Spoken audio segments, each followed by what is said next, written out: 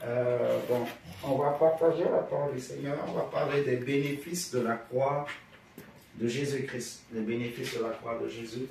On avait parlé de justement de la puissance de la croix, de l'importance de la croix le mardi passé.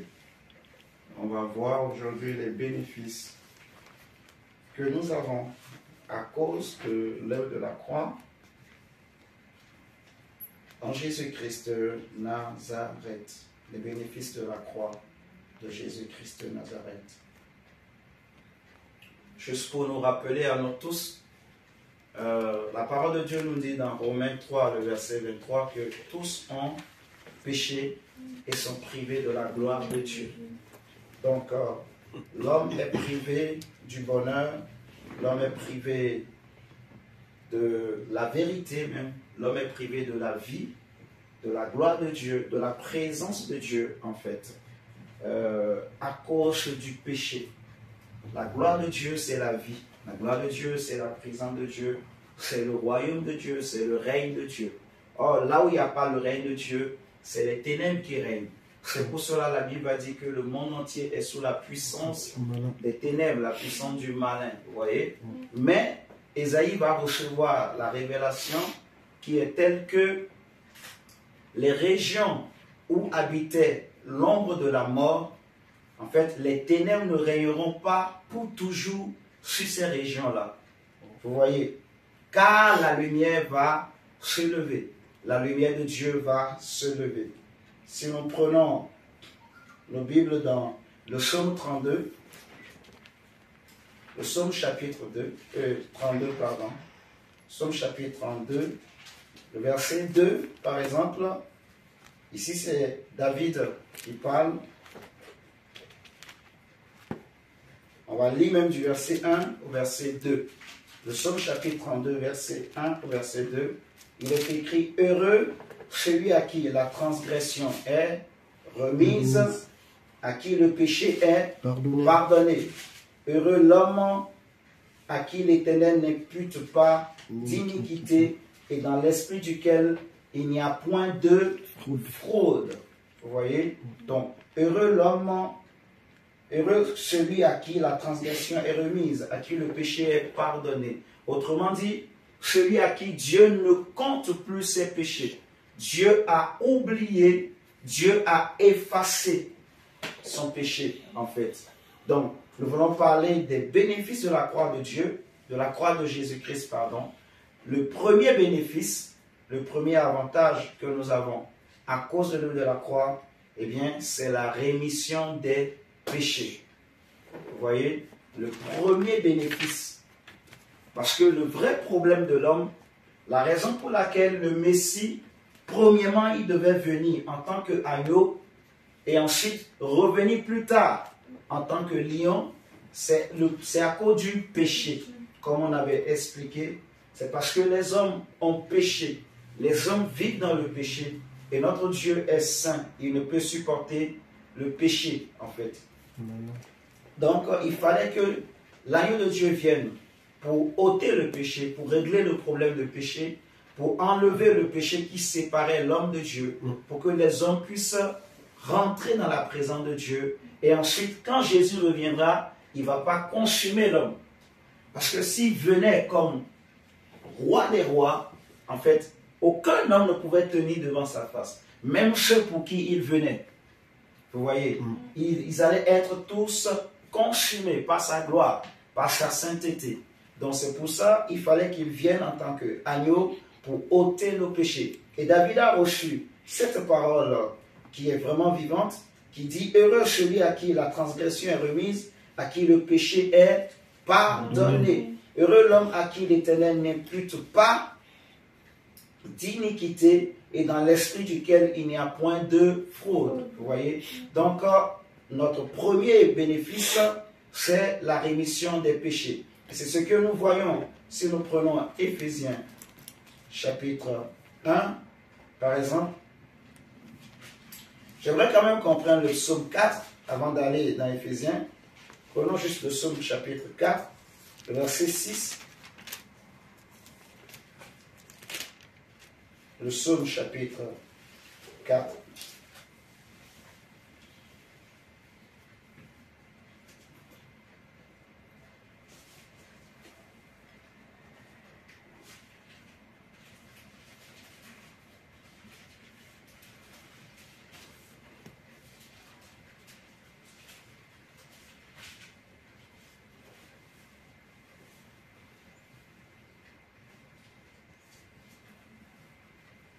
Psaume chapitre 4, le verset 6.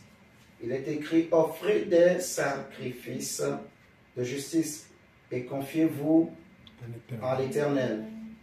Plusieurs disent, verset 7, qui nous fera voir le bonheur? Vous voyez?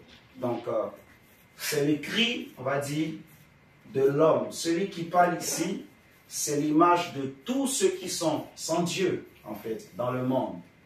Ceux qui ne connaissaient pas Christ, vous voyez, qui étaient sous l'esclavage du péché, sous le poids du péché. Et jusqu'à ce que Jésus arrive pour régler le problème du péché. Vous voyez? Et je tenais quand même qu'on lise ce verset qui dit: qui nous fera voir le bonheur? Qui va nous faire voir le bonheur? Qui pourra nous faire vivre? Vous voyez? On a cherché. Il y a des gens, pour trouver le bonheur, ils sont allés chez des féticheurs, ils sont allés voir des ngangas. Il y en a pour trouver le bonheur, ils se confient dans la drogue, dans l'alcool, vous voyez, dans les choses que ce monde propose. Il y en a qui pensent que pour être heureux dans la vie, il faut avoir des gros bras, par exemple. Mais malgré tout ça, ils ne sont pas heureux. Même ceux qui ont les gros bras aussi meurent. C'est ça le souci. Hitler, malgré qu'il a tétanisé le monde entier, mais lui aussi, il est mort. Et le pire, c'est qu'il est mort comme un animal. Vous voyez? Il n'a pas connu une mort heureuse. Vous voyez? Donc, même les chefs, les rois, les grands meurent. C'est ce que la Bible déclare, en fait. Donc, le vrai bonheur, en fait, la Bible dit que c'est la bénédiction de l'Éternel qui enrichit et qui ne fait suivre d'aucun chagrin. Donc, le vrai bonheur pour moi, ce n'est pas d'avoir l'argent. Parce que ce test-là, ça pose un problème qui est de définir c'est quoi le bonheur, mon diacre. C'est quoi le bonheur, mes frères et sœurs? Ça pose un vrai problème à l'homme, en fait. Est-ce que le bonheur, c'est d'avoir une belle maison? C'est d'avoir des voitures? C'est d'avoir l'argent? Est-ce que le bonheur, c'est de bien manger? D'avoir un gros ventre, ainsi de suite? Je ne sais pas si vous me comprenez ce soir. Jésus dira que c'est-il à un homme de gagner ce monde entier, de gagner tout ce que l'homme peut posséder, de posséder toutes les richesses que l'homme peut avoir sur cette terre et qu'à la fin, il perdait son âme. Autrement dit, Jésus voulait dire qu'un tel homme, il n'a pas connu le bonheur. La définition du bonheur, les hommes intelligents, les hommes sages de ce monde diront que le bonheur est relatif. Mais il y a une définition du bonheur que moi je dirais qui est universelle. Qu'on soit noir, qu'on soit jaune, qu'on soit riche, on est tous d'accord sur cette définition-là. Vous allez voir avec moi que la mort, c'est quelque chose que personne ne peut échapper. Vous voyez? Personne.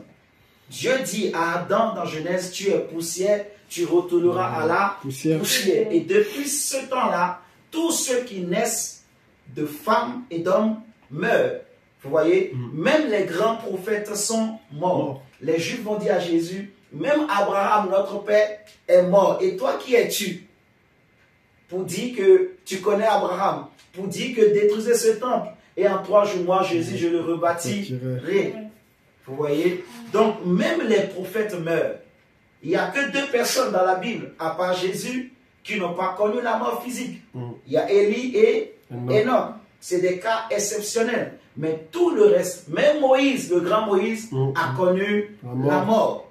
Mais Moïse, c'était un homme que Dieu a puissamment utilisé. La Bible nous dit que quand il montait sur la montagne, il rentrait dans cette présence de Dieu au sommet de la montagne. Quand il descendait, vous voyez, son aspect changeait de visage, en fait. Il était revêtu d'une gloire, d'une lumière, d'un éclat, au point que les enfants d'Israël ne pouvaient pas le regarder. C'est comme dans un dessin animé. Ce genre de choses, c'est dans les dessins animés qu'on voit ça. Tu vois quelqu'un, son visage, comme dans les mangas, tout ça là.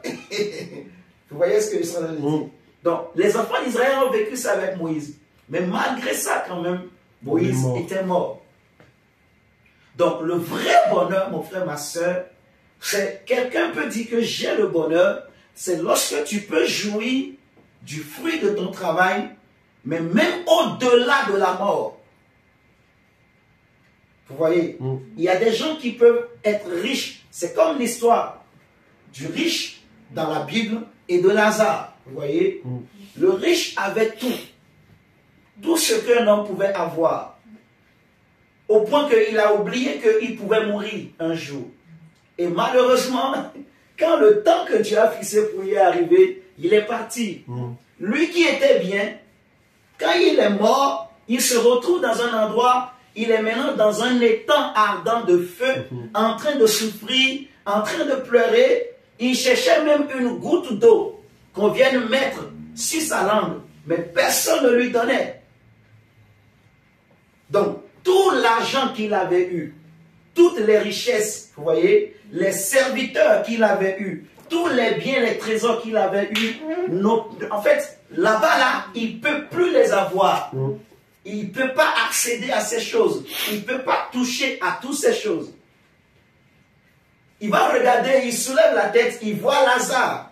Lazare qui n'avait peut-être pas de maison, qui n'avait peut-être pas de toit, mais il le voit quelque part, mais bien.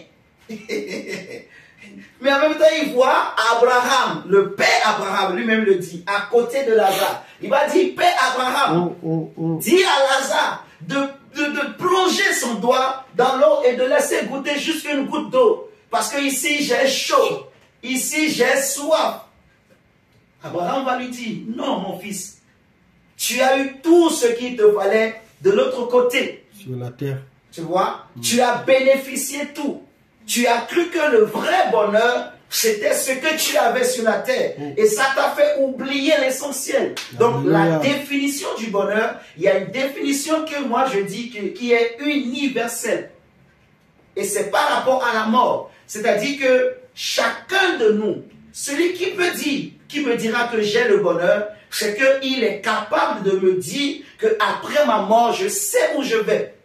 Parce que le vrai bonheur, ce n'est pas ici-bas. Le vrai bonheur, ce n'est pas ce que nous voyons. Le vrai bonheur, c'est là où nos âmes vont aller.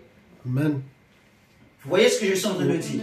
Oui, le vrai bonheur, ce n'est pas vivre dans les palais des rois, non.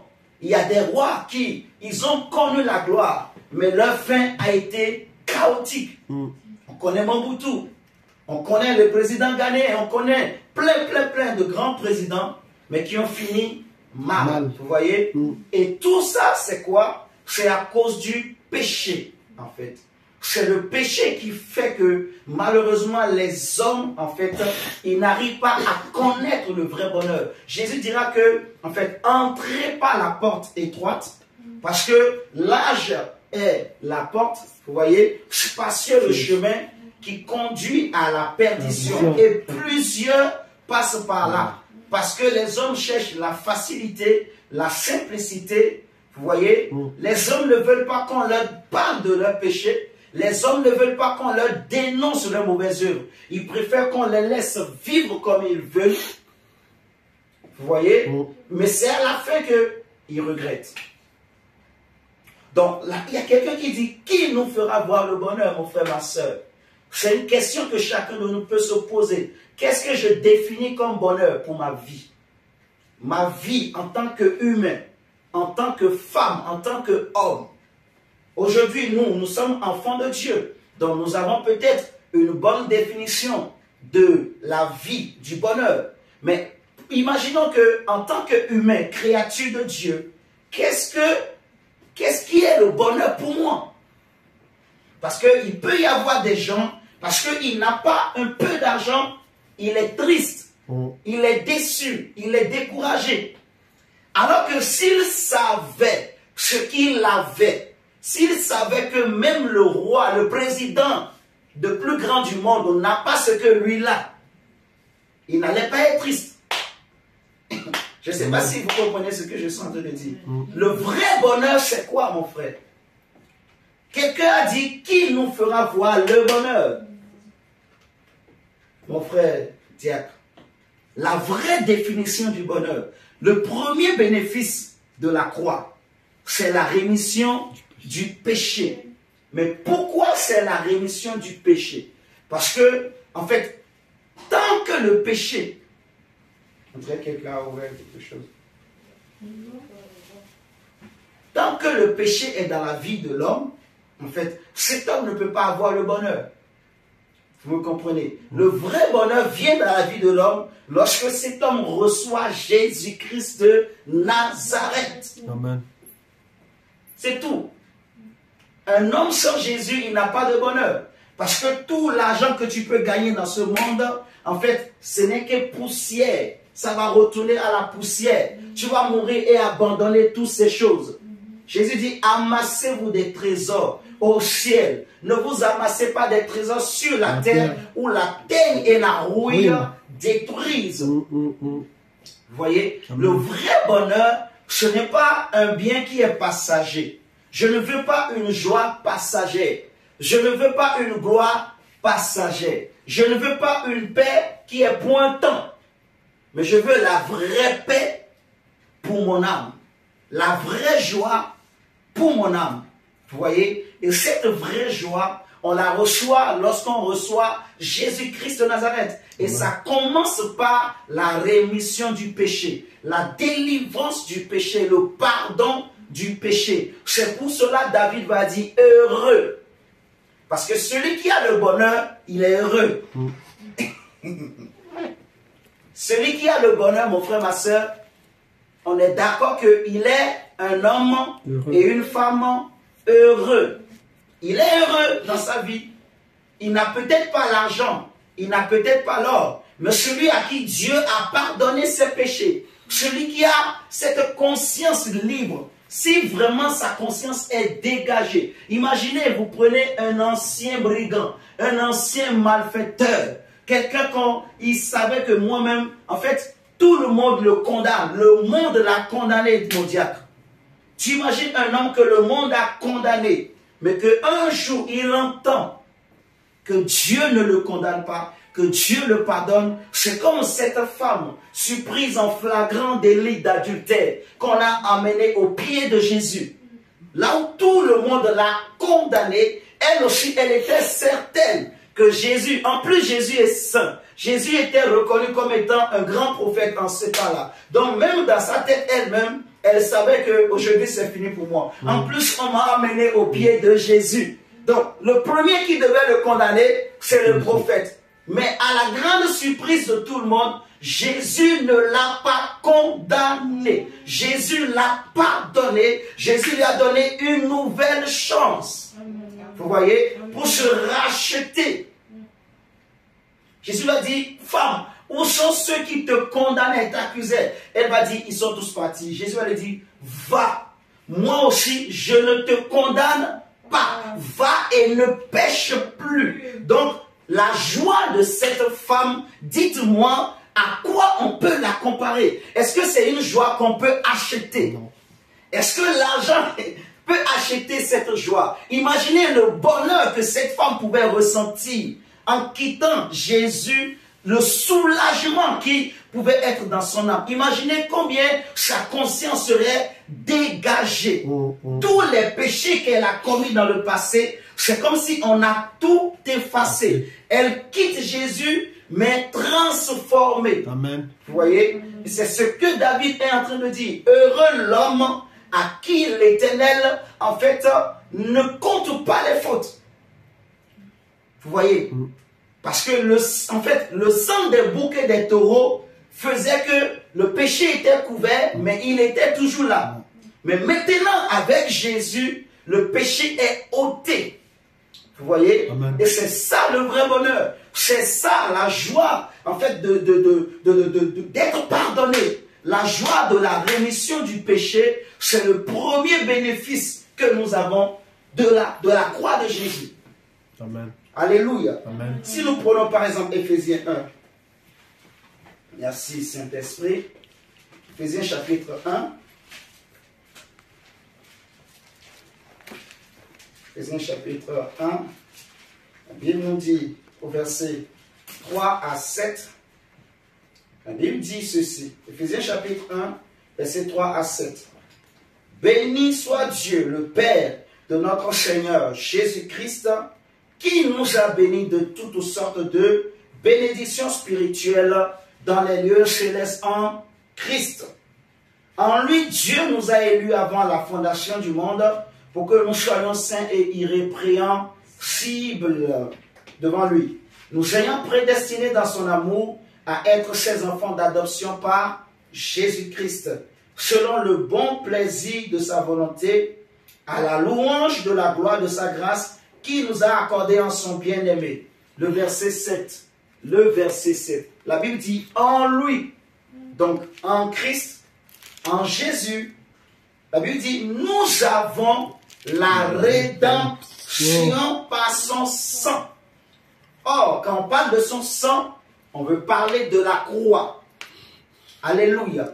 Nous avons la rédemption par son sang et la rémission des péchés. La rémission des péchés, ça ne veut pas dire que le souvenir du péché est toujours là. Non, ça veut dire que le souvenir du péché est effacé, Amen. est oublié. Alléluia.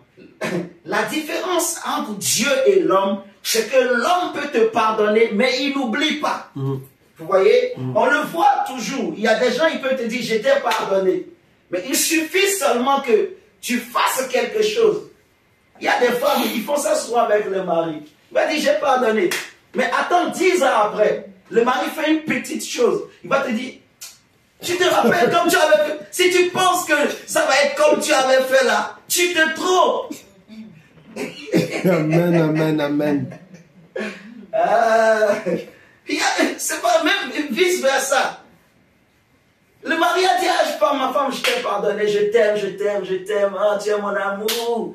Ils vont faire des voyages, tout ça pour oublier. Mais dans la vieillesse, 40 ans de mariage après, attends seulement que la femme, elle dise un petit truc. Elle a préparé, il manque un peu de sel. Le mari va dire, toi là, tu crois comme tu avais fait comme ça la dernière fois là? Moi je ne suis pas comme ça, hein? Il n'a pas oublié, il a pardonné, mais il n'a pas oublié. Vous comprenez? Non. Il n'a pas, en fait, il a pardonné, mais l'homme n'oublie pas. Vous voyez? C'est pour ça on dit que, en fait, les hommes peuvent passer, mais leur souvenir reste. Vous voyez? Les actes passent, les erreurs qu'on commet devant les hommes. Il y a des gens, si vous voyez nous aujourd'hui, prédicateurs, peut-être les gens qui nous ont connus hier, les erreurs qu'on a faites, vous voyez, s'ils nous regardent et on leur dit que nous sommes prédicateurs, ils ne vont pas croire. Il y a des gens qui vont te dire, si toi tu es évangéliste, c'est que moi je suis Dieu.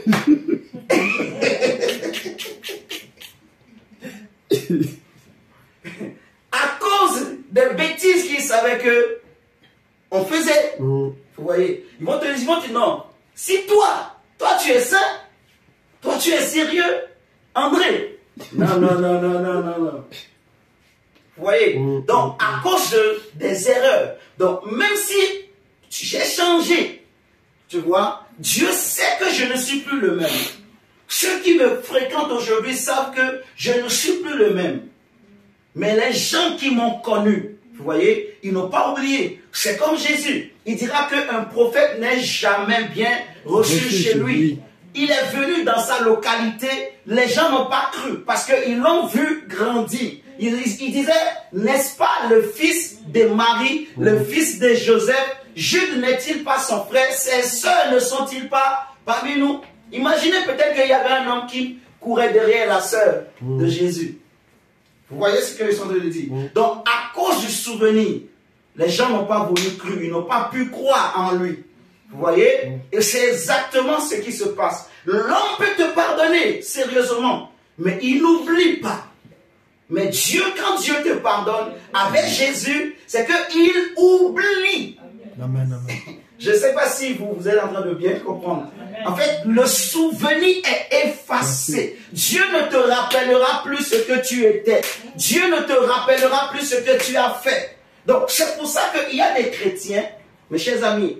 Le problème, c'est que il y a beaucoup de chrétiens qui ne comprennent pas l'œuvre de la croix. Parce qu'il y en a qui vivent encore dans le passé.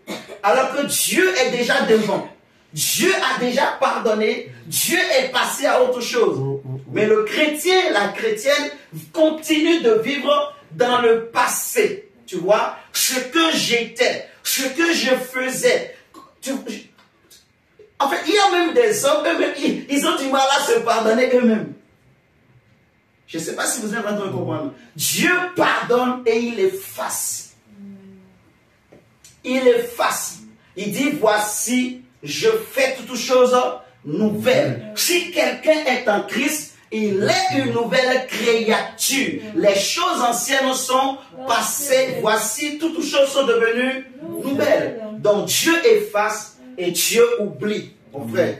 Donc, on dit, en lui, nous avons la rédemption par son sang, la rémission des péchés selon la richesse de sa grâce. Dans le premier bénéfice, mon frère, ma soeur, que nous recevons en Jésus, c'est la rémission des péchés. C'est-à-dire l'effacement total de nos péchés et l'effacement du souvenir aussi de nos péchés. Dieu ne se souvient plus de ton péché passé.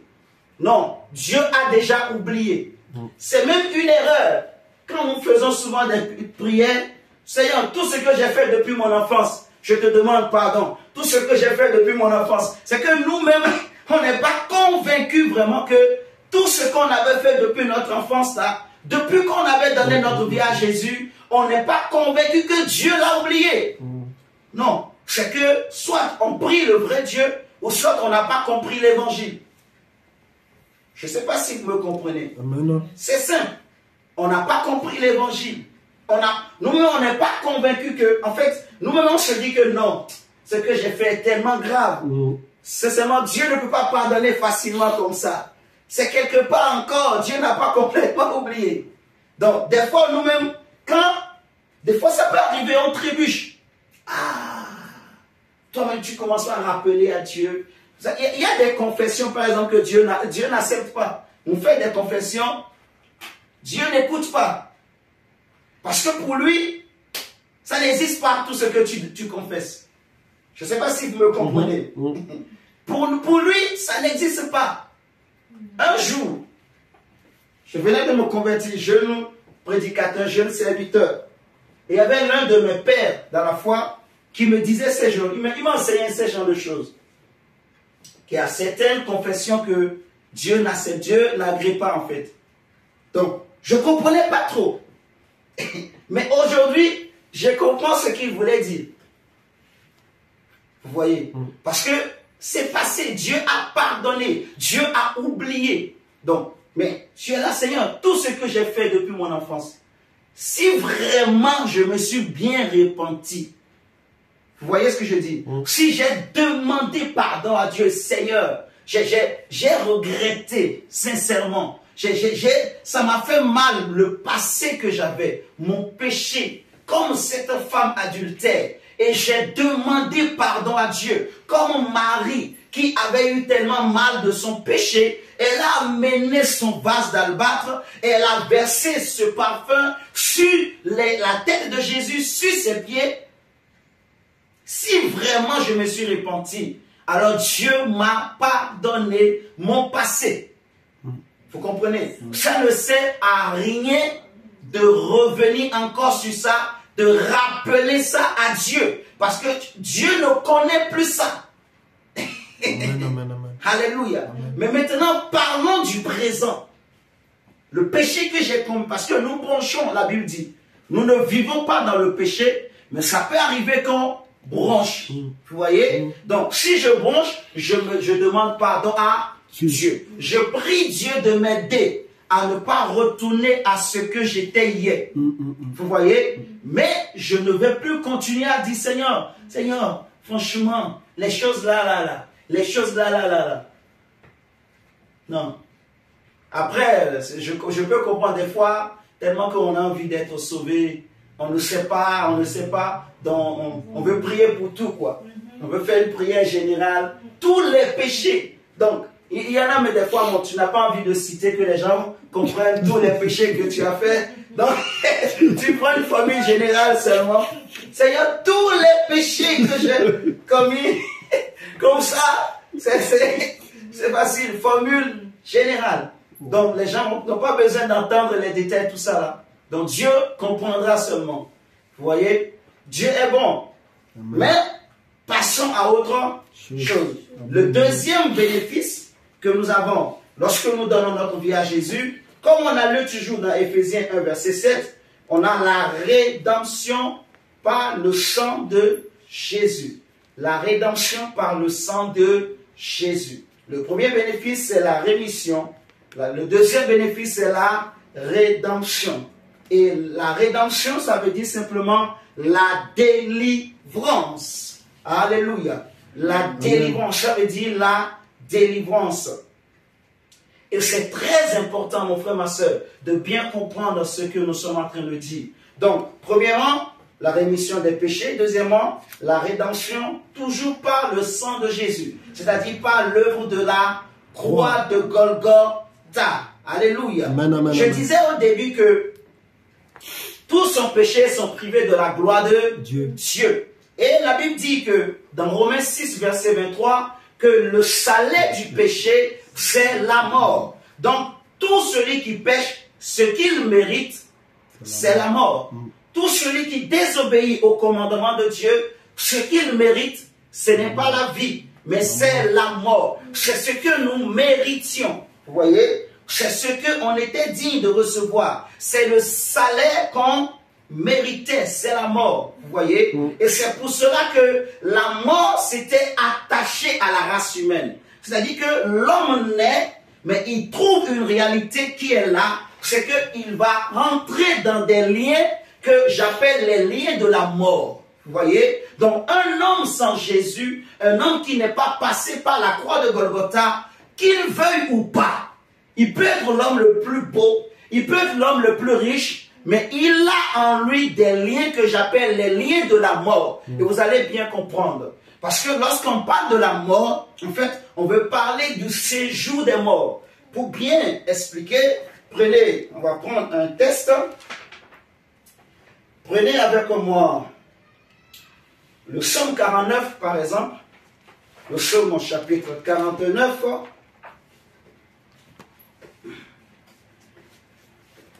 Le psaume 49, versets 15 à 16. La Bible dit ceci. Psaume 49, versets 15 à 16. Il est écrit: comme un troupeau, ils sont mis dans le séjour des morts. La mort en fait sa pâture. Et bientôt les hommes droits les foulent aux pieds. Leur beauté s'évanouit. Le séjour des morts est leur demeure. Mais Dieu sauvera mon âme du séjour des morts, car il me prendra sous sa protection. Ce qui m'intéresse surtout dans ce deux versets qu'on a lus, c'est cette parole qui dit que la mort en fait sa pâture. Sa pâture. C'est-à-dire que la mort fait sa pâture. La pâture de la mort dont on parle ici, c'est le séjour des morts.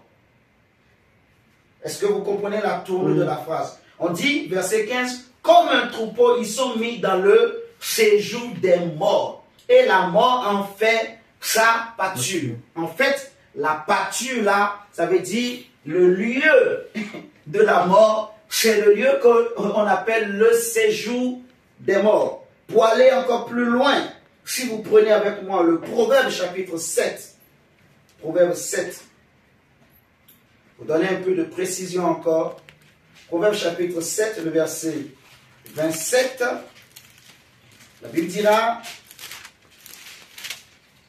Proverbe 7, verset 27, sa maison,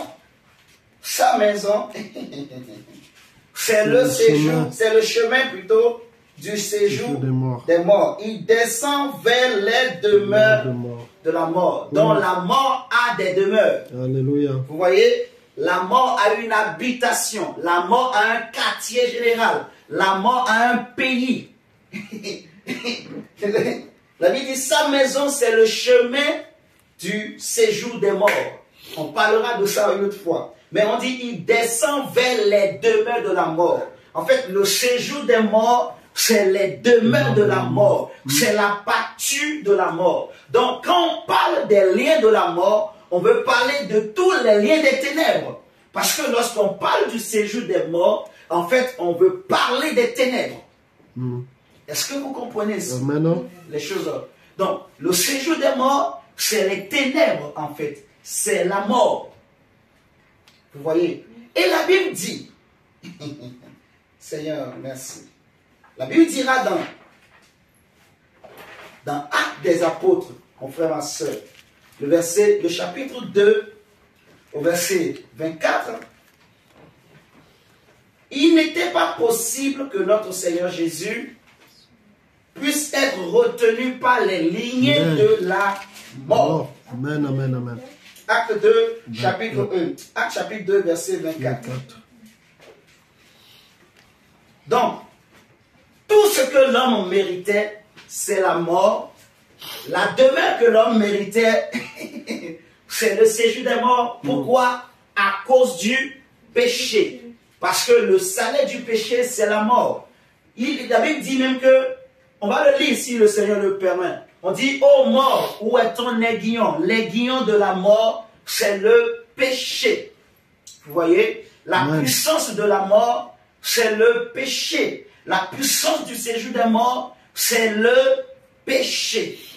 Alléluia. Amen. Acte 2, le verset 24, nous dit ceci.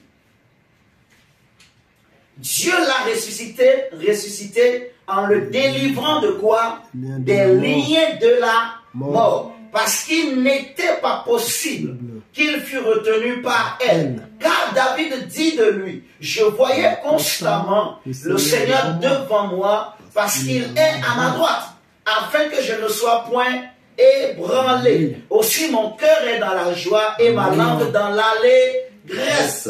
Et même ma chair reposera avec espérance.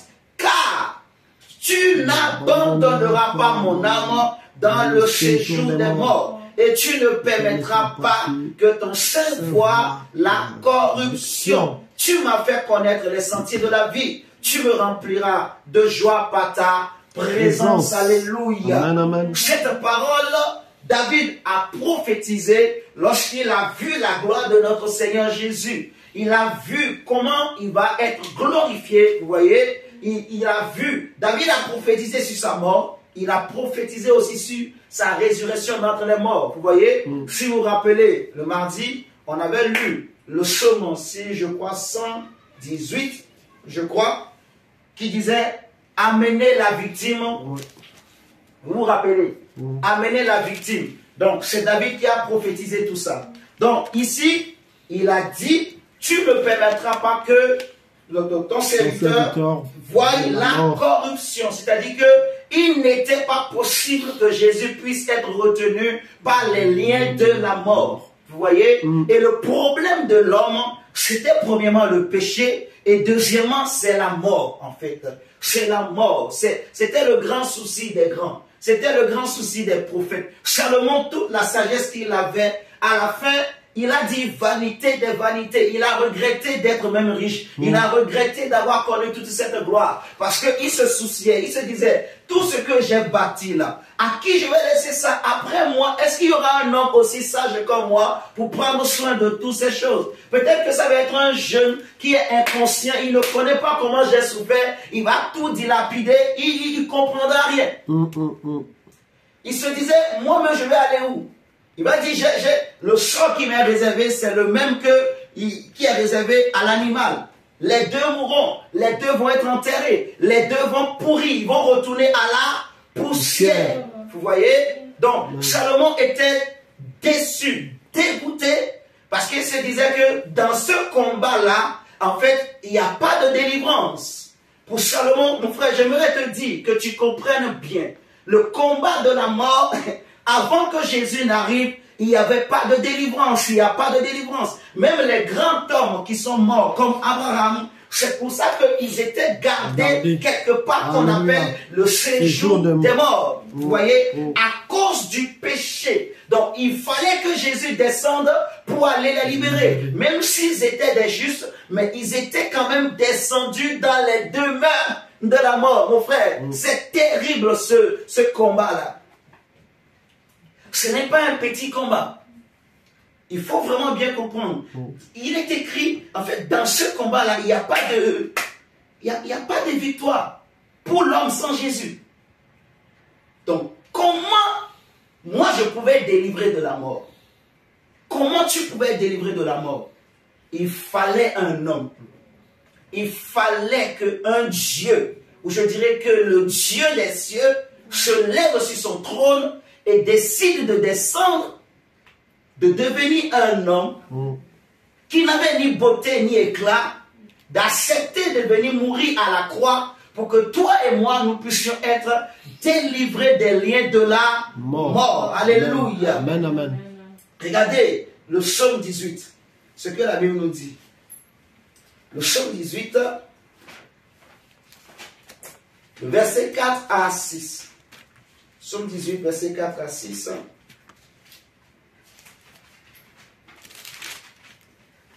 Psaume 18, la Bible dit, je m'écrie, loué soit l'Éternel, et je suis délivré de mes ennemis. Verset 5, les liens de la mort m'avaient environné, et les torrents de la destruction m'avaient épouvanté. Les liens du sépulcre m'avaient entouré. Les filets de la mort m'avaient surpris. La mort, elle a beaucoup d'astuces. Il y a des filets, il y a des liens, il y a des quartiers généraux, il y a beaucoup de choses. Il y a l'ombre de la mort. En fait, il y a beaucoup de choses, mes amis, pour bien comprendre comment la mort travaille. Donc, quand on parle des liens de la mort, il ne faut pas penser que c'est juste les mêmes choses. Non, c'est une diversité de fonctionnement. Vous voyez? Ça peut être l'ombre de la mort, ça peut être, comme il vient parler, David a dit, les torrents de la destruction, c'est toujours les liens de la mort. Vous voyez? Les filets de la mort. Donc, ça peut, il y a beaucoup de choses. Ce n'est pas le moment de parler de tout ça, mais comprenez que c'est beaucoup de choses qui combattaient les hommes.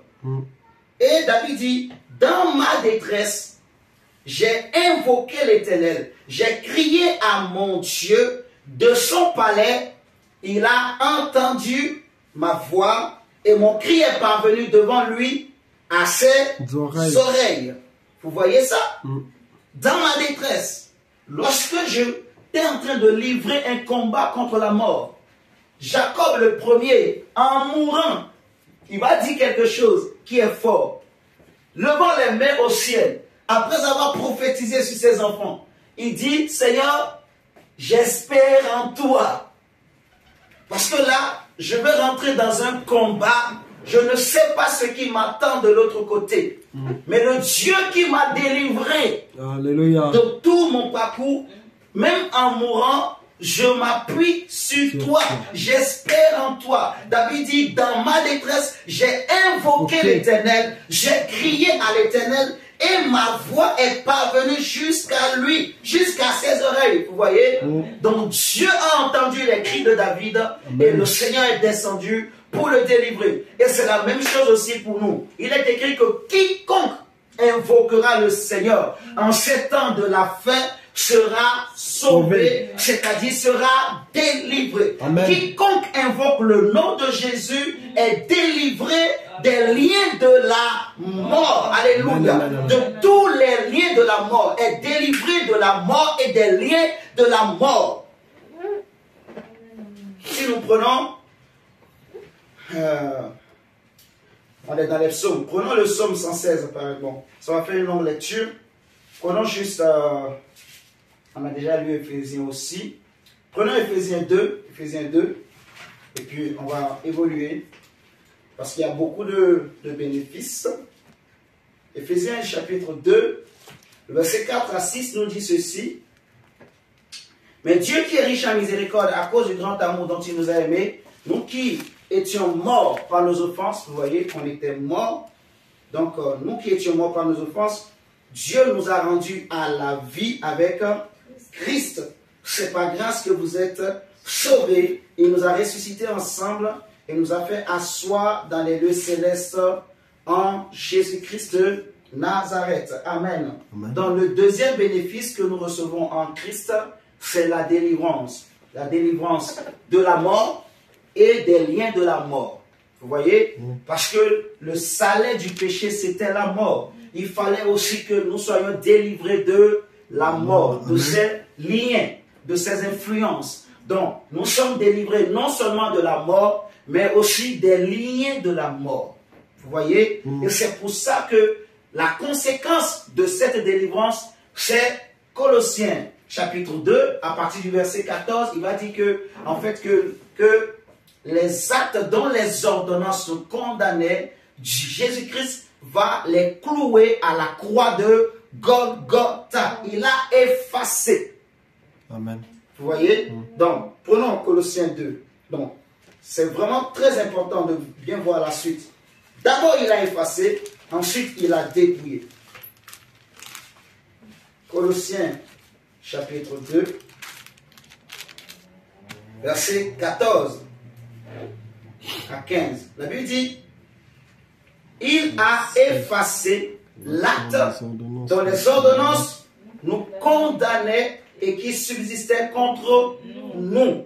Et il a détruit en le clouant où? À la croix. Donc, l'accusation, les condamnations, le péché qui nous condamnait, le péché par lequel le diable pouvait s'appuyer, sur lequel plutôt, pour nous accuser, Jésus l'a cloué à la croix de Golgotha. Et la conséquence, on voit au verset 15, il a dépouillé maintenant. Vous voyez? Donc, il a dépouillé la mort, il a dépouillé les liens de la mort, il a dépouillé le séjour des morts. C'est pour ça qu'on dit il a dépouillé les dominations et les autorités et les a livrées publiquement en spectacle, en triomphant d'elles, toujours par la croix. Donc, c'est à la croix que nos péchés ont été effacés et que nous sommes délivrés des liens de la mort. Mon frère, ma soeur, j'aimerais que tu réalises bien, vraiment, parce que c'est très important. Si tu réalises, ta prière va changer. Ta façon de prier va changer. Ta façon de parler à Dieu va changer. Ta façon de parler contre les esprits des familles va changer. Tu n'auras pas peur. Jésus a vaincu à la croix. Amen. Jésus est mort pour toi. Amen. Toi et moi, on n'avait pas d'animal à donner à Dieu. Mais Dieu lui-même a pris lui-même son agneau qu'il est venu sacrifier pour verser le sang. La loi de Dieu exigeait qu'il fallait apporter un animal. Mais moi, je n'ai pas d'animal. Alors Dieu lui-même a prêté son animal. Il t'a prêté son animal pour que tu sois libéré du péché et par conséquent aussi des liens de la mort. Alléluia. Donc mon frère, il faut vraiment bien comprendre. Il n'y a pas de christianisme sans l'œuvre de la croix. Il n'y a pas de victoire sans la croix de Jésus-Christ. Mon frère, il n'y a pas de délivrance sans l'œuvre de la croix. Tout commence par la croix. Amen. Le sang de Jésus. Oh Seigneur, merci. Donc, premier bénéfice, la rémission. Deuxièmement, la délivrance de la mort. C'est très important. La délivrance de la mort et des liens de la mort et du séjour des morts. Donc délivrance de la mort. Troisièmement, c'est les bénédictions que le Seigneur nous donne. Donc, le troisième bénéfice, on va parler du troisième bénéfice, on va évoluer. Le troisième bénéfice que nous avons lorsque nous donnons notre vie à Jésus-Christ, c'est la bénédiction. Dans Romains chapitre 3, le verset 23 dit que les hommes sont privés de la gloire de Dieu à cause du péché. Ils sont privés donc de la bénédiction. Vous voyez? Et on a bien expliqué tout à l'heure, c'est quoi la notion du bonheur?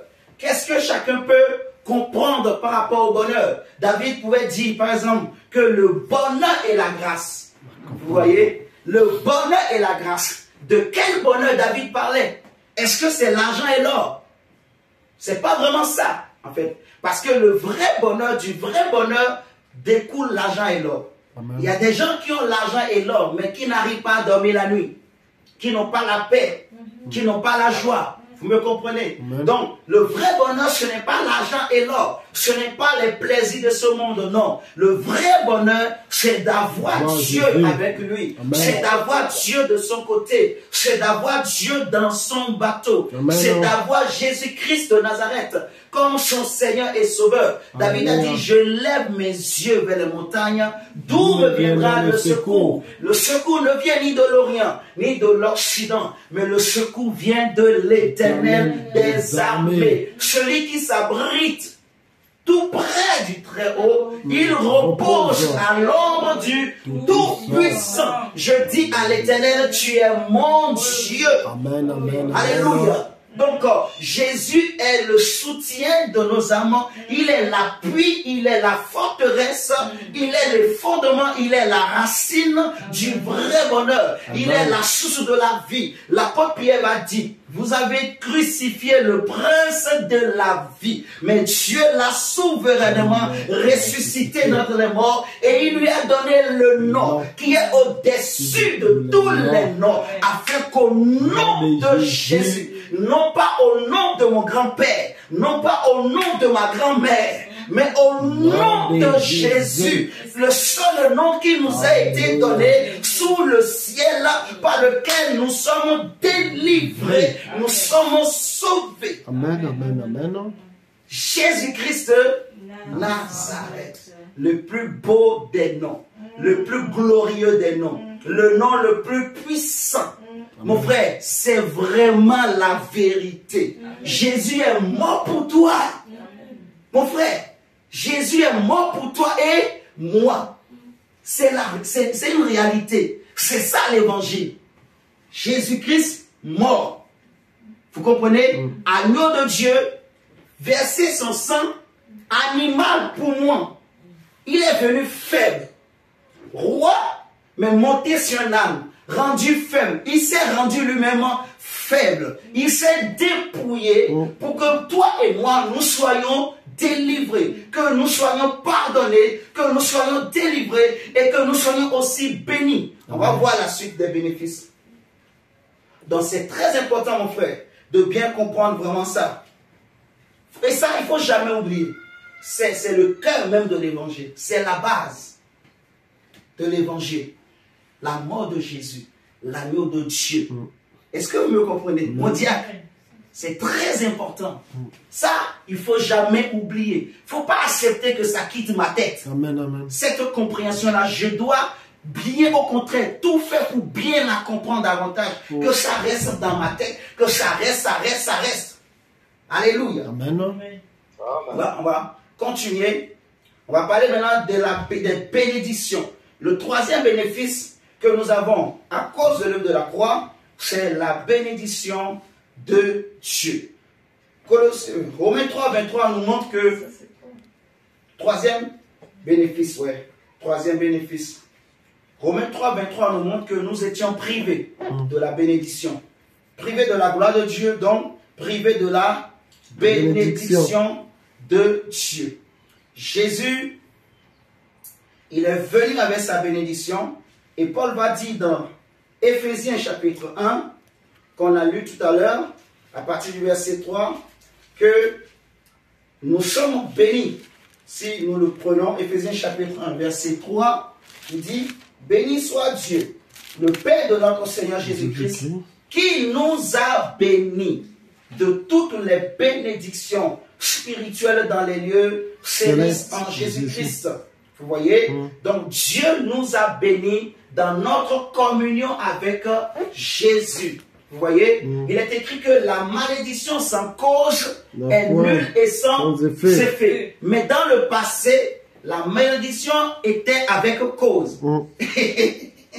Je ne sais pas si vous êtes en train de comprendre. Amen. La malédiction, elle était causée. Elle avait une cause. Elle était justifiée, en fait. Parce qu'on avait péché contre Dieu. On marchait, la Bible dit, chacun suivait sa propre voie. On marchait comme on voulait. On désobéissait à la loi de Dieu. On ne plaisait pas à Dieu. On ne connaissait même pas le vrai Dieu. Vous voyez? Donc Jésus est venu. Il nous a d'abord lavé. Il nous a délivrés de la mort. Et ensuite, il nous a bénis. Vous voyez, nous sommes bénis de toutes les bénédictions spirituelles dans les lieux célestes. C'est pourquoi le Seigneur dira par le prophète Joël, dans Joël chapitre 2, le verset 25, que je vous remplacerai. Je vous remplacerai, il a dit. Je vous remplacerai les années qu'ont mangé les sauterelles. Oh Dieu. Amen. Joël chapitre 2, le verset 25 nous dit ceci. C'est le Seigneur qui parle par la bouche du prophète Joël. Seigneur, merci pour ta parole qui nous fait du bien. Joël chapitre 2. Le verset 25. Il est écrit, je vous remplacerai les années qu'ont dévoré la sauterelle, le gélec, le asile et le gazam, ma grande armée que j'avais envoyée contre vous. Pourquoi? À cause du péché. Vous voyez? Mais maintenant que on est réconcilié avec Dieu. Hier, on était ennemis de Dieu. Hier, on était séparés de Dieu. Mais par la croix de Jésus, Jésus a brisé le mur qui nous séparait d'abord des Juifs. Parce que hier, c'était seulement les Juifs qui étaient le peuple de Dieu. Vous me comprenez? Amen. Mais aujourd'hui en Christ, avec les Juifs, spirituellement, nous formons un seul corps. Amen. Jésus a brisé le mur qui nous séparait d'eux, qui faisait que Dieu ne voyait que les Juifs. Mais aujourd'hui, quand Dieu regarde sur la terre, il voit les Juifs à cause de leur père, donc Abraham, Isaac et Jacob, mais il nous voit aussi à cause de Jésus. Et comme étant ses enfants, comme étant son peuple, vous voyez. Amen. Donc nous sommes bénis, cette bénédiction d'Abraham à laquelle on n'avait pas accès hier. Mais aujourd'hui en Jésus, nous sommes héritiers de la bénédiction d'Abraham. Vous voyez. Amen. Nous sommes héritiers de la bénédiction de Christ. De la bénédiction de Dieu. C'est pour ça maintenant le Seigneur va dire que je vous remplacerai les années qu'ont dévoré la sauterelle, le gélec, le asile et le gazam, ma grande armée. C'est-à-dire que mon frère, ma soeur, la bénédiction que Dieu va t'accorder, si Jésus ne revient pas, ça ne fait que commencer en fait. Amen. Ça va aller de gloire en gloire. Dieu va ajouter encore des choses. Il va ajouter des grâces, des talents au nom de Jésus-Christ de Nazareth. Mon frère, Dieu va nous bénir. Amen. Dieu va nous bénir. Amen. Oh, je dis que Dieu va nous bénir. Amen. Oh, je répète encore, Dieu va nous bénir. Amen. Ce n'est pas un péché. Amen. Dieu va nous bénir de toutes sortes de bénédictions, dans tous les domaines possibles. À moins que ce n'est pas un bon domaine où Dieu sait que si il te bénit dans ce domaine, tu vas t'éloigner de lui. Mais tout domaine qui ne va pas t'éloigner de Dieu, je prie que Dieu te bénisse, amen, que tout ce que tu avais perdu, comme le Seigneur dit, je vous remplacerai, que Dieu remplace. Là où tu avais perdu, que Dieu remplace. Les années que tu as perdues, que Dieu remplace. Amen. Les temps que tu as perdus, que Dieu remplace. Amen. À cause de la croix, amen, à cause des bénéfices de la croix, amen, que Dieu remplace au nom de Jésus. Amen. Ce que le péché t'avait volé, ce que la mort avait pris dans ta vie, ce que les liens de la mort avaient possédé, je prie au nom de Jésus-Christ. Parce que Jésus a dépouillé les autorités, il a écrasé la mort à la croix de Golgotha, il a marché sur le serpent et le scorpion, et il a dit, je vais te remplacer. Ce que le serpent t'avait volé, ce que le serpent avait avalé, Jésus dit, je vais te remplacer. Amen. Je prie mon frère frère, ma soeur, ce soir, au nom de Jésus, ce n'est pas à cause de ton argent, à cause de tes biens, mais c'est à cause du sacrifice de la croix. Parce que tu as maintenant un agneau. Ça dépend de la conscience que tu as de ce que je suis en train de dire. Si tu es conscient que Jésus est mort pour toi, si tu crois que toi aussi tu peux rentrer dans le temple de Dieu aujourd'hui, parce que tu as un animal, tu as un animal, et ce qui est avantageux, tu ne vas pas t'arrêter dans le parvis, parce que le sacrifice que tu as, il n'est pas fait. Et ce sacrifice te donne le droit. À la croix de Golgotha, Jésus a poussé un grand cri et le voile du temple a été déchiré en deux. Et le Saint-Esprit nous dit que désormais, l'accès dans le lieu très saint est ouvert. Donc avec le sacrifice, nous entrons dans le Saint des Saints et avec Jésus, nous allons verser le sang sur le propitiatoire. Amen, amen, amen. Mon frère, à cause du lieu où tu es arrivé, à cause de ce que tu es en train de comprendre, à cause de là où l'Esprit de Dieu t'amène dans la révélation, je prie que Dieu te remplace. Je prie que Dieu te remplace. Ce que tu as perdu, ce qu'on t'a volé, que Dieu te le remplace. Ce que tu as perdu, que Dieu te le remplace.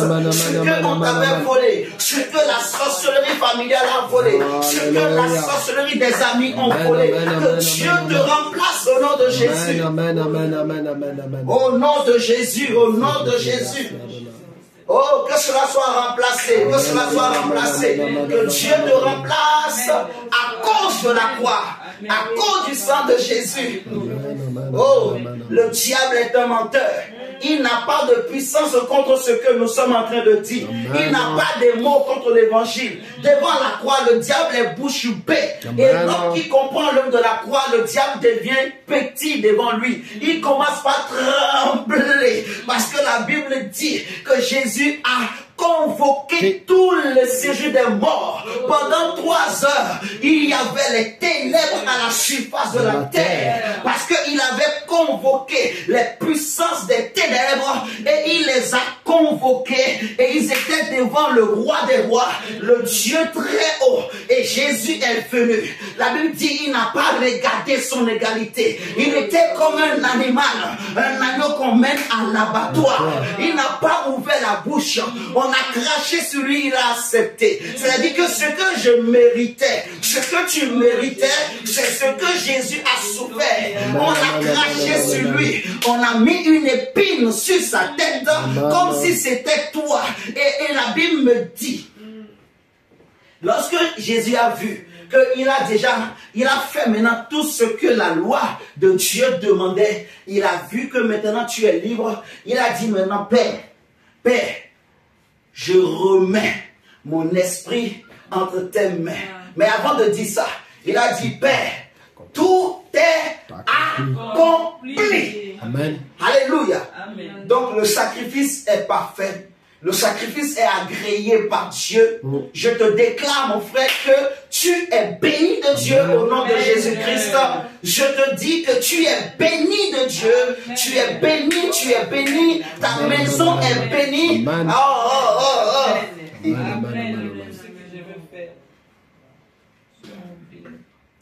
Seigneur, merci. Le prophète dira que le pauvre, que le faible dise, que le faible dit je suis fort. Tu vas bien comprendre. Parce que dans cette bénédiction, il y a la richesse, il y a aussi la force. Parce que nous étions faibles à cause du péché. Et c'est pour ça que les démons pouvaient jouer avec nous. Tu vois, les sorciers de famille, ils font les lois, ils nous imposent. On n'a pas... Qu'est-ce que tu vas dire? L'oncle vient, il parle. Personne n'ose parler. Parce que tout le monde sait que lui mange les gens. Donc personne ne veut mourir. Même les grands-parents, ils ont peur. J'ai jamais vu ce phénomène. Tu vois, un jeune, il vient, il parle, mais même les grandes personnes tremblent. Parce que tout le monde a peur. On sait que lui, il mange les gens. Lui, là, il a quelque chose, il mange les gens. Il fait sortir des choses. Mais je dis ce soir, mon frère, ma soeur, Celui qui est en toi, Amen. il est plus puissant Amen. que le serpent de ta famille. Amen, amen, Il est amen. plus puissant, je dis, Jésus est plus puissant. Alléluia. Celui qui est en toi, celui qui est derrière toi, le nom que tu as reçu, le sang de Jésus, celui en qui tu as cru, il est plus puissant que les sorciers de ta famille. Il Alléluia, est plus alléluia. puissant que le serpent de ta famille. Amen. Seigneur, merci pour ta parole. La Bible dit, dans Romains chapitre 8, verset 1. Romains 8, verset 1. Il n'y a donc maintenant aucune condamnation pour ceux qui sont en Jésus-Christ. En effet, la loi de l'esprit de vie en Jésus-Christ m'a affranchi de la loi du péché et de la mort. Vous voyez, il n'y a pas de condamnation. Et c'est pour ça on lit toujours dans chapitre 8, le verset 31. On dit, ainsi donc frères, excusez-moi, on dit, que dirons-nous donc à l'égard de ces choses? Si Dieu est pour nous, qui sera contre nous? Lui qui n'a pas épargné son propre fils, oh mon frère, mais qui l'a livré pour nous tous, comment ne nous donnera-t-il pas aussi toutes choses avec lui? Donc Dieu nous bénit à cause de Jésus, à cause de la croix. Amen. On dit qui accusera les élus de Dieu. Mon frère, je ne sais pas comment je vais le dire, mais c'est la croix, c'est celui qui est, c'est l'agneau, l'animal. L'animal. Moi, je n'ai pas mon bélier, moi je n'ai pas un bélier. J'ai un agneau, mon animal, qu'il fallait amener sans tache, ni ride. Sans défaut. Moi, je n'ai pas cultivé, je n'ai pas, non, je ne suis pas un bélier. C'est l'animal que Dieu m'a donné.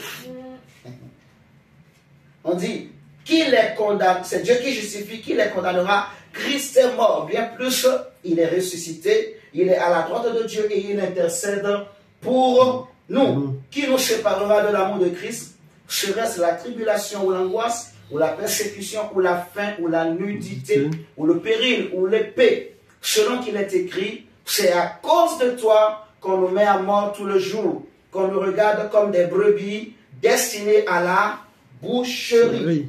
Mais dans toutes ces choses, nous sommes plus que vainqueurs par celui qui nous a aimés. Car j'ai l'assurance que ni la mort, ni la vie, ni les anges, ni les dominations, ni les choses présentes, ni les choses à venir, ni les puissances. Et c'est pour ça que Paul était fou. Parce qu'il a, comme il était un juif, il connaissait très bien la loi de Dieu et il a compris ce qui s'était passé à la croix. C'est pour ça que Paul était devenu un homme fou de Jésus. Il dit, ni les choses à venir, ni les choses présentes, ni les choses à venir, ni les puissances, ni la hauteur, ni la profondeur, ni aucune autre créature ne pourra nous séparer de l'amour de Dieu manifesté en Jésus-Christ notre Seigneur. Nous sommes bénis, mon frère, ma soeur, en Jésus-Christ. Le Seigneur nous bénit. Amen. Seigneur, merci. Merci pour la bénédiction divine. Seigneur, merci. Nous allons parler de la force. Le Seigneur nous rend fort. Le Seigneur nous rend fort. Il nous rend fort, il nous rend aussi riche au nom de Jésus. Seigneur, merci. Prenons Osée, chapitre 13. Osée 13. Donc, on a parlé de la rémission, la délivrance, la bénédiction. On va parler de la force. Le quatrième bénéfice que nous recevons en Jésus. Osée chapitre 13, le verset 13.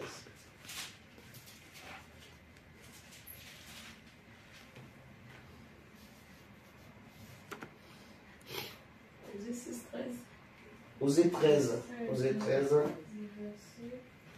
13. Osée 13, verset 13.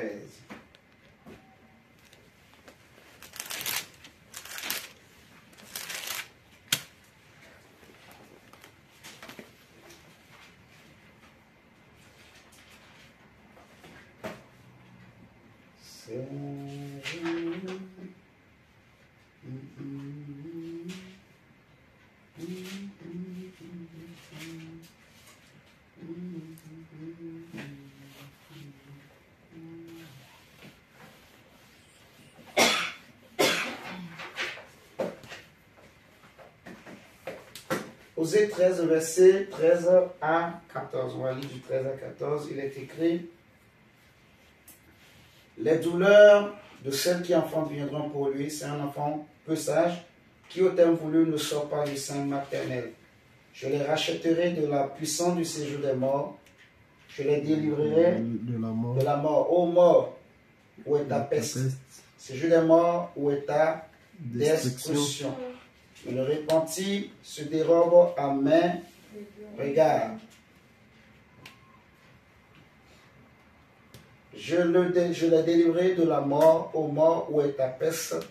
Séjour des morts, où est ta destruction? Pourquoi? En fait, si vous voulez, la mort rendait faible l'homme, en fait, à cause de la mort. Je vais vous expliquer un mystère. Ceux qui sont avec nous le connaissent déjà peut-être. Mais vous voyez, depuis que Adam et Ève ont péché, il y a eu un phénomène, un processus qui a commencé, qu'on appelle le vieillissement. Vous voyez? Et ça montre, en fait, tu peux voir un homme qui, il est plein de force. Mais au fur et à mesure qu'il grandit, au lieu que la force augmente, à un moment donné, la force commence par diminuer. Pourquoi? À cause de la mort. En fait, le vieillissement, non, je dirais plutôt la mort, les liens de la mort dans la vie de l'homme, c'est un processus. Par exemple, Dieu avait dit à Adam que tu mourras si tu mangeais le fruit de l'arbre de la connaissance du bien et du mal. Mais beaucoup de lecteurs de la Bible peuvent dire, mais Adam et Ève, ils ont mangé, mais ils ne sont pas morts tout de suite. En fait, physiquement, ils ne sont pas morts tout de suite, mais ils ont déclenché le processus de la mort, qui est le vieillissement. Mais spirituellement, ils sont morts. Vous voyez, ils sont morts spirituellement, physiquement et spirituellement, à l'instant même, mais physiquement, ils ont déclenché un processus. Et ça fait que l'homme, en fait, moi je dirais que la mort rendait les hommes faibles. Vous voyez? Et même spirituellement, la mort avait enlevé la force à l'homme à cause du péché, en fait. Et c'est pour ça, le prophète dira que les douleurs de celles qui enfantent viendront pour elle, mais c'est un enfant qui est peu sage et qui, au terme voulu, l'enfant ne sort pas du sein maternel parce que l'enfant manque de force pour sortir, en fait. L'enfant n'a pas la force pour sortir du sein maternel. Vous voyez? L'enfant n'a pas la force pour aller au-delà. C'est-à-dire, tu peux voir un homme, en fait, il veut faire des choses, mais la sorcellerie et les liens de la mort, l'envoûtement, l'aveugle l'empêche d'aller loin. Vous comprenez ce que je suis en train de dire? Donc, en fait, la mort avait enlevé à l'homme la force. La force pour faire le bien. La force pour pratiquer de bonnes œuvres. La force pour aller loin, pour aller de l'avant. Dans ce monde, si tu n'as pas Jésus, si tu veux réussir, il faut rentrer dans les sociétés secrètes. Il faut rentrer dans les choses. On va te demander, il faut que tu donnes ton pied, il faut que tu donnes ton œil, ou bien il faut que tu donnes ton enfant. Tu n'as pas de force. Tu ne peux pas dire non. Si tu veux avoir l'argent, tu es obligé de... Vous comprenez ce que je suis en train de dire? Il y en a beaucoup qui ont sacrifié leurs femmes, ils ont sacrifié leurs maris, ils ont sacrifié leurs enfants pour l'argent. Tu vois? Parce que devant la souffrance, ils n'ont pas la force. Devant les épreuves, ils n'ont pas la force. Il y en a pour être délivrés même d'une maladie. Ils ont sacrifié des enfants. Ils ont sacrifié des vies humaines. Vous voyez? Ils n'avaient pas la force pour se délivrer de ces choses. Ils n'avaient pas la force pour résister à ces choses. Vous voyez? Donc le péché, ou je dirais plus précisément la mort, pas le péché, avait enlevé à l'homme la force. Et c'est pour cela, au verset 14, le prophète dira que je l'ai délivré de la mort, ô mort, où est ta peste? C'est-à-dire, où est ta force? En fait, ô mort, où est ta force? Parce que si la mort n'a plus de force, c'est que l'homme devient fort. Je répète, tant que la mort aura la force dans la vie d'un homme, cet homme-là sera faible. Jésus va dire, par exemple, que tu es pierre, et sur cette pierre, je bâtirai mon église, et le séjour des morts n'aura pas de force. Je ne sais pas si vous êtes en train de comprendre. C'est une question de force. Et ce qui rendait l'homme faible devant le péché, devant le monde des ténèbres, c'était le péché, ou non, je dirais plutôt c'est la mort, mais au travers du péché. Parce que l'homme naissait, en fait, naturellement avec des liens de la mort, qu'il le veuille ou pas. Il naissait avec les deux. Les liens du péché et par conséquent aussi, les liens de la mort. En fait. Vous voyez? Donc, tant que la mort a la force, l'homme n'a pas de force. Mais le prophète avait vu que Dieu a rendu impuissante la mort. Vous comprenez? C'est pour ça qu'il va dire, ô mort, où est ta peste, séjour des morts, où est ta destruction? Vous voyez? Si vous prenez avec moi 1 Corinthiens 15, on répète la même chose dans ce verset. 1 Corinthiens 15.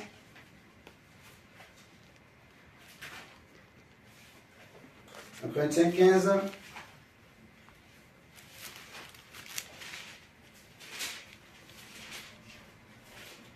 Corinthiens 15.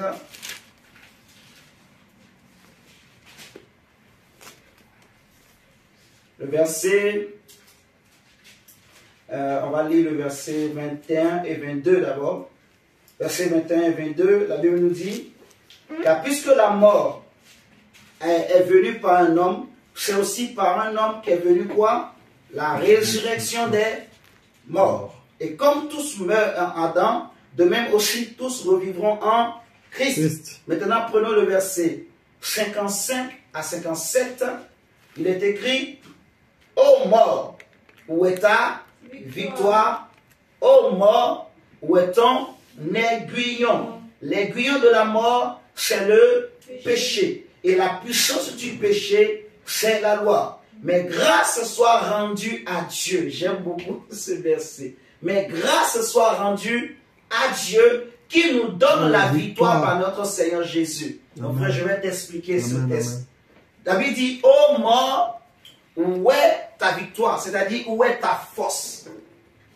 Ce qui faisait la force de la mort, c'était le péché. Et c'est ce qui faisait que la mort avait le pouvoir sur l'homme. La mort rendait l'homme impuissant. La mort avait enlevé toute force à l'homme. L'homme ne pouvait pas résister. L'homme ne pouvait rien faire contre la mort. L'homme ne pouvait rien faire contre les ténèbres. Vous voyez? On dit, ô mort, où est ta victoire? C'est-à-dire, où est ta force? Où est ta force, mort? Dis sorcellerie, où est ta force? Sorcellerie, où est ta force? On dirait que tu as peur. Hein? Dis alors, sorcellerie, où est ta force? Sorcellerie, où est ta force? Oui, mon frère. On dit, oh mort, où est ton aiguillon? C'est-à-dire ta force, ton pouvoir.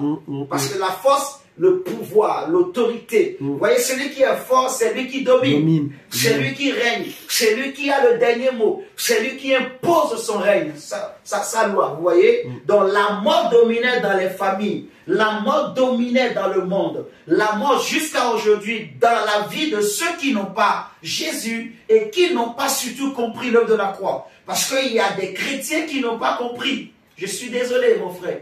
Il y en a qui sont chrétiens, mais qui sont perturbés parce qu'ils n'ont pas compris la base de l'évangile, de l'œuvre de la croix. En fait, de l'évangile, je dirais. Vous me comprenez? Donc, l'évangile, premièrement, on a la rémission, on a la délivrance, on a la bénédiction, on a la force. Parce que la mort nous avait enlevé la force.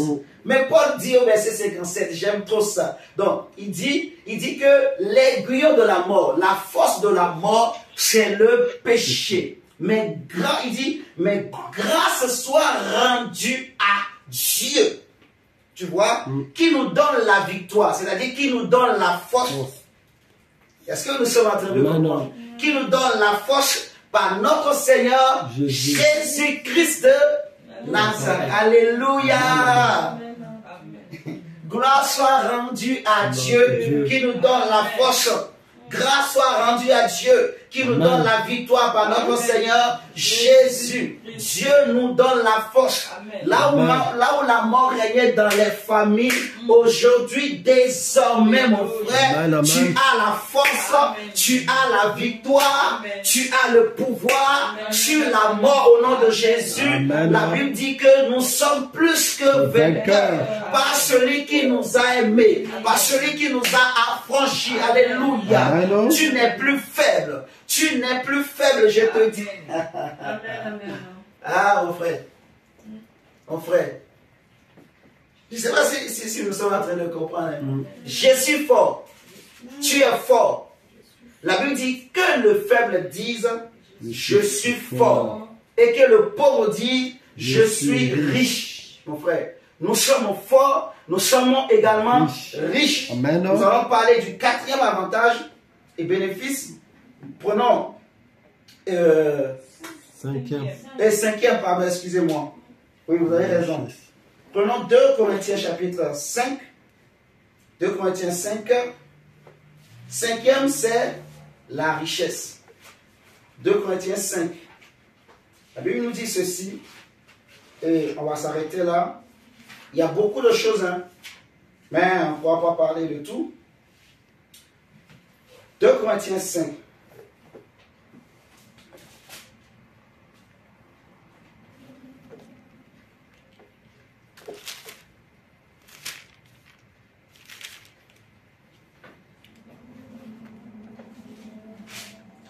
De Corinthiens 5,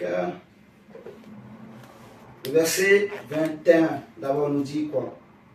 De Corinthiens 5, verset 21, il est écrit, celui qui n'a point connu le péché, il a fait devenir péché pour nous, afin que nous devenions en lui justice de Dieu.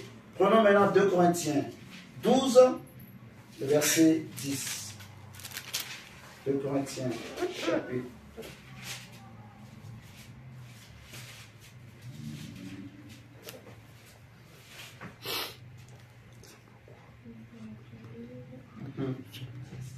Verset 10.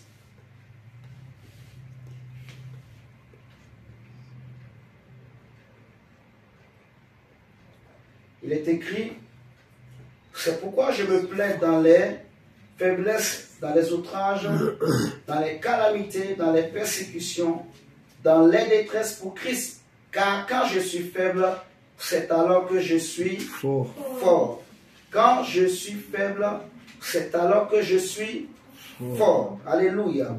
C'est quand je suis faible que je deviens fort. Celui qui me rend fort, c'est qui? C'est Jésus-Christ de Nazareth.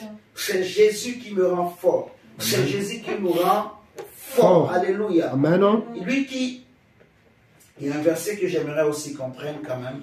Attendez, je vais me donner comme c'est la fin. On va lire tous ces versets. On va s'arrêter là. On a pris ça déjà. Ça, on n'a pas besoin.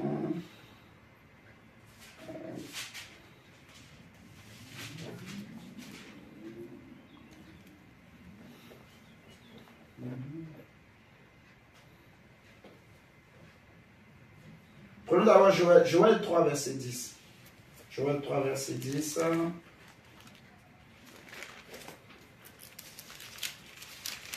Joël chapitre 3, le verset 10.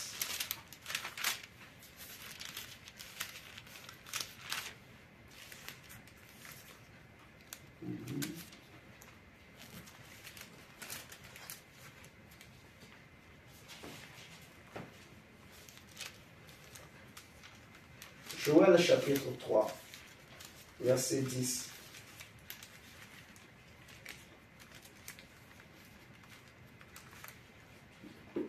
Si tu as trouvé mon diable, tu peux nous lire s'il te plaît. Joël 3, le verset 10.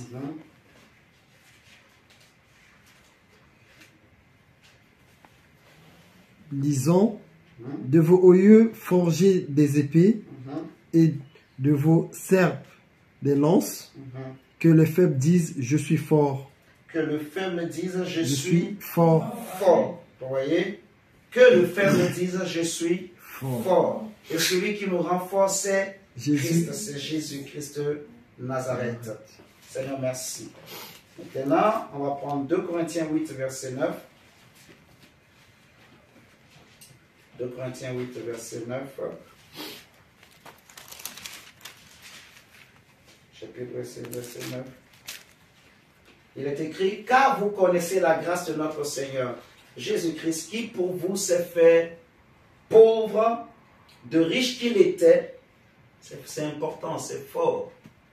Donc on dit, parce que la mort a été dépouillée, parce que Dieu a enlevé la force à la mort, donc maintenant tu es fort, tu es forte, je suis fort. Vous voyez? C'est pour ça le prophète dit que le faible dise je suis fort. Ne dis plus que tu es faible. Ne confesse plus toi-même que je suis pauvre. Vous voyez?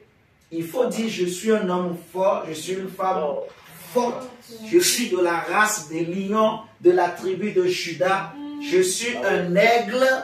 Alléluia. Je suis plus puissant que les sorciers. Je suis plus puissant que la maladie. Je suis plus puissant que la mort. Et si tu es plus puissant que la mort, c'est que tu es plus puissant que les démons. Amen. Donc, maintenant, tu es aussi riche. Le verset 8 du chapitre, le verset 9 du chapitre 8 de 2 Corinthiens nous dit que vous connaissez la grâce de notre Seigneur Jésus-Christ, qui pour vous s'est fait pauvre, de riche qu'il était, afin que par sa pauvreté, vous fussiez enrichis. Vous voyez? Donc, je ne sais pas si on est en train de comprendre. D'abord, il n'a jamais péché, mais il a été fait pécher. Non, c'est trop fort. Jamais il n'a connu le péché.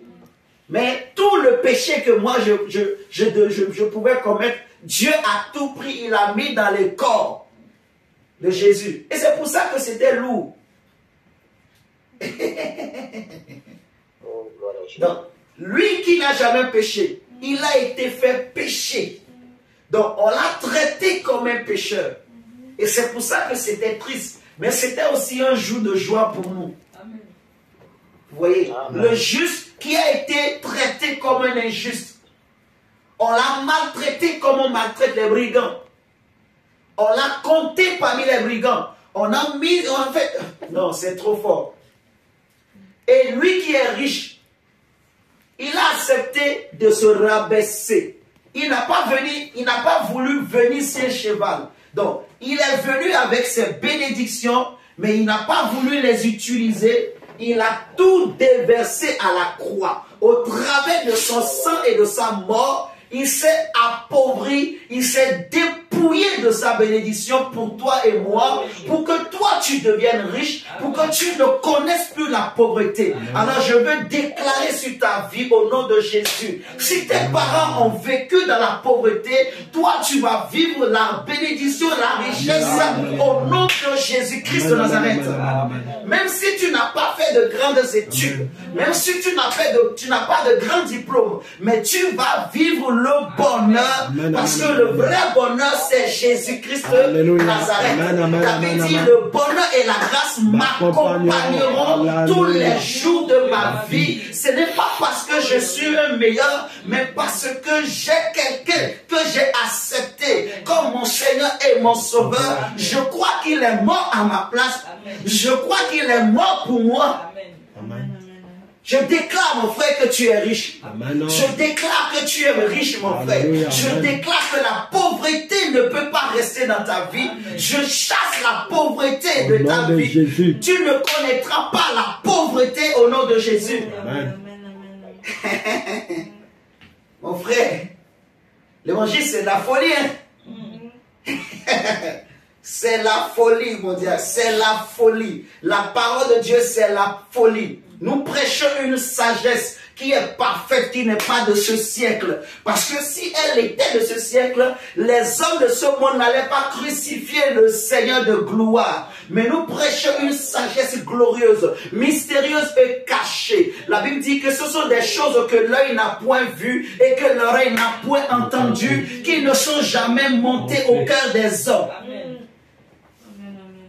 Tu es riche pour moi. Amen. Je te vois riche. Mon diable, Amen. pour les grosses voitures. Amen. Je te vois riche, ma soeur. Je te vois riche, mon frère, ma soeur. Je te vois riche. Oh, Amen. trop de richesse. Alléluia. Oh, je prie seulement que ça ne t'éloigne pas de Dieu. Je te vois trop riche en Jésus. Amen. Tu ne manqueras pas de paix. Tu vas vivre le bonheur de Dieu. Amen. Tu vas vivre la puissance de la gloire de Dieu. À cause de ce que tu as compris. À cause du sang de l'agneau de Dieu. À cause de l'œuvre de la croix. Jésus a tout payé et tout donné pour toi. La Bible dit, quiconque invoquera les noms du Seigneur. Mon frère, c'est fini la mort, c'est fini la pauvreté, c'est fini les liens de famille, c'est fini les liens de sorcellerie. Jésus a déjà tout vaincu. Par la croix de Golgotha, tu as le bénéfice de vivre la gloire de Dieu dans ta vie. La Bible dit, lève-toi car ta lumière arrive et sur toi la gloire de l'Éternel se lève, mon frère. Alléluia. Amen. Nous allons dire merci à notre Dieu pour ce moment, pour ce soir, pour les bénéfices de la croix de Jésus-Christ de Nazareth. Il y a encore beaucoup de choses. Mais rien que le peu là, si nous comprenons la rémission, la délivrance, la bénédiction, la force. Oh mort, où est ton aiguillon? Où est ta peste? Où est ta victoire? Tu as perdu la force comme un jeune. Un jeune, mais on l'a dépouillé bien comme il faut. Donc, maintenant je suis fort. Mais je ne suis pas fort par moi-même. Mon frère, c'est ça qui est fort. Non, c'est trop fort. C'est que Jésus me rend fort. Amen. Jésus me donne cette assurance. Amen. Jésus me donne cette confiance-là. Jésus me donne... C'est que... Ah, c'est trop fort. J'aimerais que tu lèves ta voix, mon frère. Dis merci à Dieu pour l'œuvre de la croix. Dis merci à Dieu pour cette parole. Au nom de Jésus-Christ de Nazareth. Seigneur, nous te disons merci pour la croix de Golgotha. Pour Seigneur Jésus, ta parole, pour les bénéfices de la croix, Seigneur, il y a tellement de choses.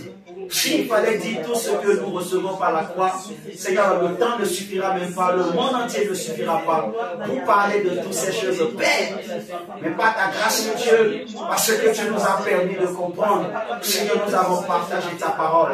Nous te disons merci, Seigneur Jésus, pour ce que tu as fait pour nous à la croix. Seigneur, nous déclarons que par la croix de Golgotha, nous avons reçu la rémission du péché, donc le vrai bonheur. Par la croix de Golgotha, nous avons reçu la délivrance, Seigneur Jésus. Par la croix de Golgotha, nous sommes bénis de toutes les bénédictions. Par la croix de Golgotha, Seigneur Dieu, nous sommes rendus forts. Oui, nous sommes rendus forts. Nous sommes rendus riches. Nous sommes devenus riches. La pauvreté ne peut pas vous attaquer. La pauvreté qui peut venir de la sorcellerie. Les liens de sorcellerie, les réclamations, les hôtels, Seigneur Jésus, sont vaincus. Pas avec la force que tu as ce soir, mon frère. Oh Dieu. Merci Seigneur pour la richesse. Merci pour la délivrance. Merci Père pour la paix. Nous libérons la puissance de la croix. Seigneur, au nom de Jésus-Christ de Nazareth, que la puissance de la croix accompagne chacun de nous. Que la puissance de la croix, Seigneur, habite en nous, Seigneur, au nom de Jésus. Seigneur, nous te bénissons. Nous te glorifions, Seigneur Jésus. Sois loué, sois élevé. Père, merci. Père, merci. Yahweh, sois béni. Seigneur, merci. Au nom de Jésus-Christ. Amen. Amen, amen. Amen, amen. Amen. On a fini. Bonsoir, bonsoir, bonsoir, bonsoir.